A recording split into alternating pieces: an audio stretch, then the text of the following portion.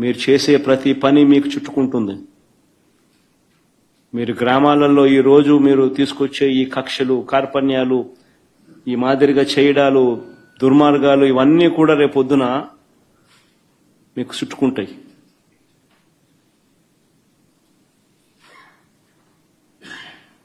ముఖ్యమంత్రిగా ఉన్నావు, నీ జీవితానికి బహుశా ఇది ఆఖరి ఎలక్షన్ కావచ్చు. రామకృష్ణ అని అనుకునే ఈ వయసులో కనీసం ఆ మాటలన్నా అనుకుంటే పుణ్యమన్నా వస్తుంది. ఈ మాదిరిగా చేస్తే నరకానికే పోతావు. ఇప్పటికైనా మార్పు తెచ్చుకో చంద్రబాబు అని హితవు పలుకుతా ఉన్నా.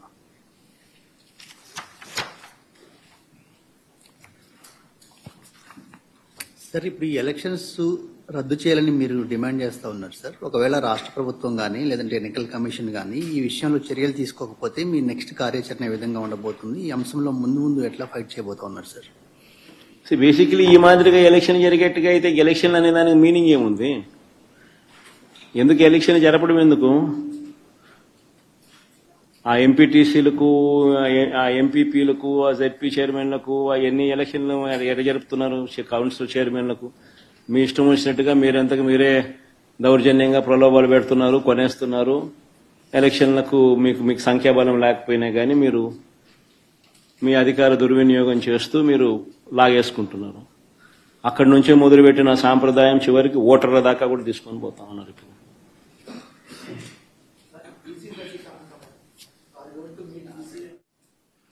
ఇవన్నీ కూడా అంటే అన్ఫార్చునేట్ గా స్టేట్ ఎలక్షన్ కమిషన్ అన్నది ఒక డమ్మీ పాత్ర కన్నా దారుణమైన పాత్ర పోషిస్తా ఉంది.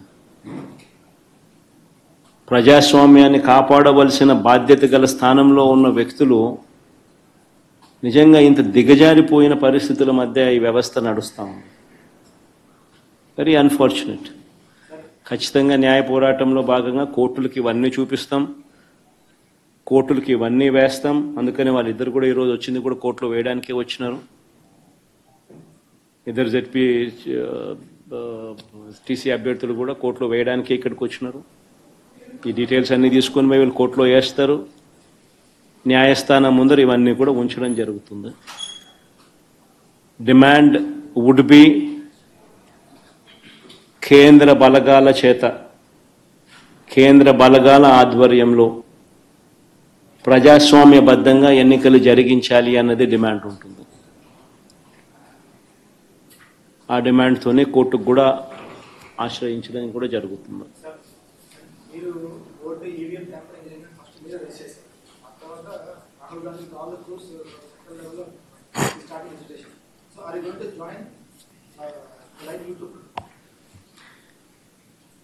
జాయిన్ అనే దానికి మీనింగ్ ఏంది? What is the meaning and definition of joining? State election commission ముందర మాకున్న అభ్యంతరాలను, జరిగిన అన్యాయాలను సవివరంగా వివరించినాం.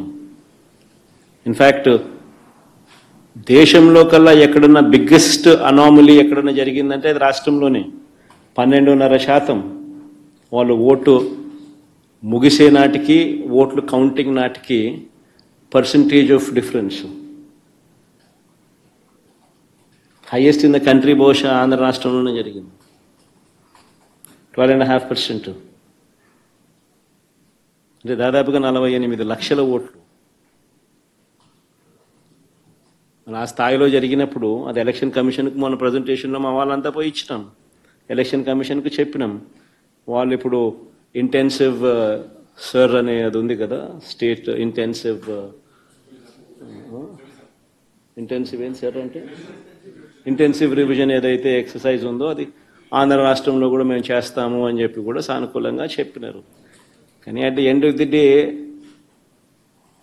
అన్ఫార్చునేట్గా ఏం చేయగలుగుతాం? ఏదైనా కానీ ఈ రాహుల్ గాంధీ అనే వ్యక్తి ఏదైతే చెప్తా ఉన్నారో, ఎందుకు ఈ రాహుల్ గాంధీ అనే వ్యక్తి ఆంధ్ర గురించి ఎందుకు మాట్లాడడం లేదు చెప్పు? చంద్రబాబు నాయుడుతో హాట్ లైన్లో టచ్లో ఉన్నాడు కాబట్టి మాట్లాడడం. ఎందుకు Andhra in-charge national spokesperson మనిషోడు మాణిక్యం ఠాకూరా అడేపొద్దన్న చంద్రబాబు నాయుడు గురించి మాట్లాడినాడా? ఏపొద్దన్న ప్రజాస్వామ్యాన్నిలో ఇంత కూని చేస్తా అంటే ఏమైనా క్వశ్చన్ చేసినాడా? చంద్రబాబు నాయుడు ఇన్ని స్కాములు చేస్తున్నాడు, కంటి ముందర కనపడుతుంది. వీధికి పోయినా బెల్ట్ షాప్ కనపడుతుంది, పక్కకు తిరిగినా పర్మిట్ రూమ్ కనిపిస్తుంది. ఎంఆర్పీ రేట్ల కన్నా ఎక్కువ రేటుకి అమ్ముతున్నారు. రోజైనా మాట్లాడినాడా? మన గురించి నా గురించి మాట్లాడతాడు. ఎందుకు చంద్రబాబు నాయుడు గురించి ఎందుకు మాట్లాడు? కారణం హాట్లైన్ చంద్రబాబు రేవంత్ కాంగ్రెస్ హైకమాండ్, అంతే కదా. ఎందుకంటే చంద్రబాబు నాయుడు గురించి ఎందుకు మాట్లాడు చెప్పు? రాహుల్ గాంధీ ఆంధ్ర గురించి ఎందుకు మాట్లాడు చెప్పు? ఆంధ్రాలో అంతకన్నా పెద్ద జరిగింది కదా, ఇవి మాట్లాడుతా అన్నారు. స్కాములు, ఎలక్షన్, ఓటింగ్ గీటింగ్, ఓటు చోరీ, ఇంకోటి అంటున్నారు కదా. మన ఆంధ్రాలో జరిగింది కదా, మన ఎందుకు మాట్లాడు? 12.5% మాట్లాడు. ఎందుకంటే హాట్లైన్ చంద్రబాబు నాయుడు, రాహుల్ గాంధీ, రేవంత్ రెడ్డి. వీళ్ళు పార్టీలు, వీళ్ళకు ఎజెండా. మన అంతే.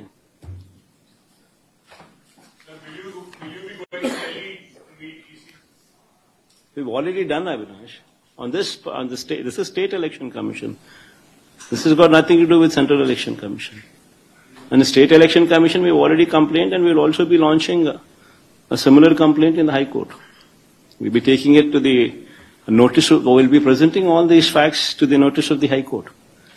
Ultimately, at the end of the day, we can only do so much. Whatever we can do, we're trying to do. So it's a big claim that you're saying Rahul Gandhi and Chandrambabu Naidu are in touch. Are you sure about it?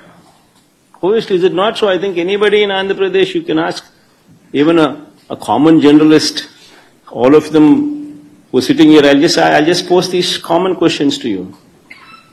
I think all of you are already aware of it. Why is it that Manikyam Tagore, the national spokesperson of Congress party and also Andhra in charge, why does he not make any comment on Chandrababu Naidu?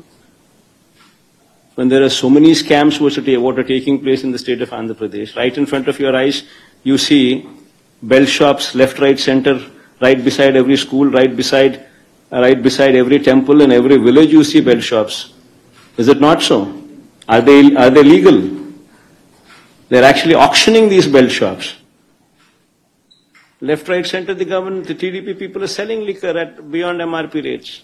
It's right there, visible.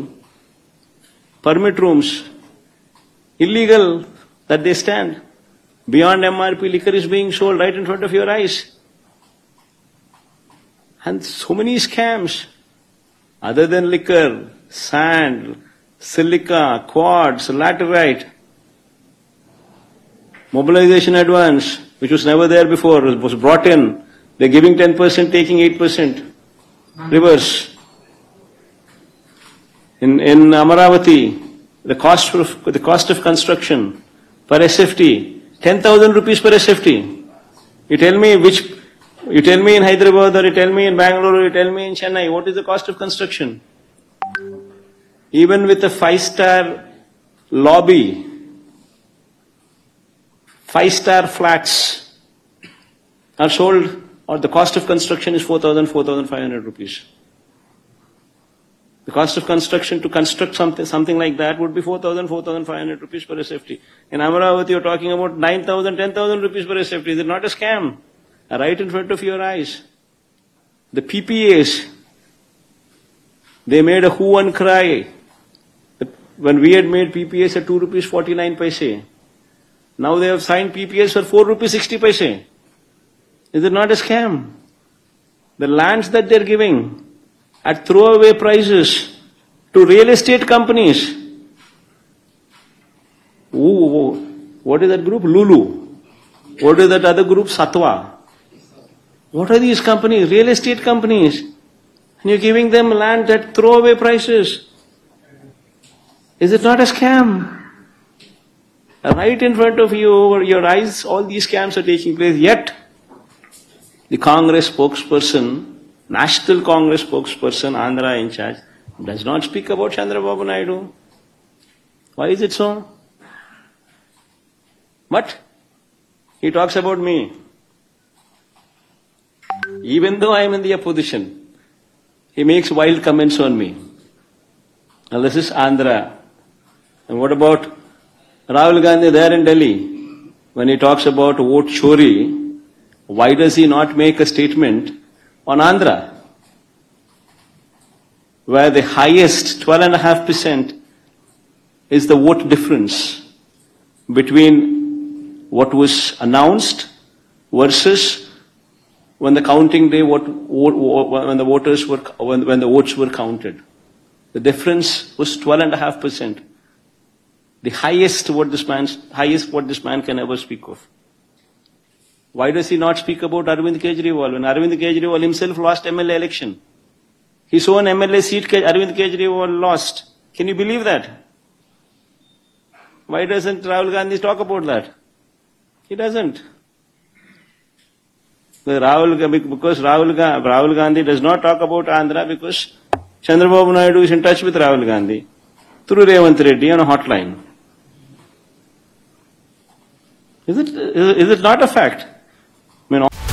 Hello Telugu రాజ్యం channel చూస్తున్నారా? సామాజిక రాజకీయ జీవన చిత్రణే తెలుగు రాజ్యం. అతిశయోక్తులు అసత్యాలు ఉండవు.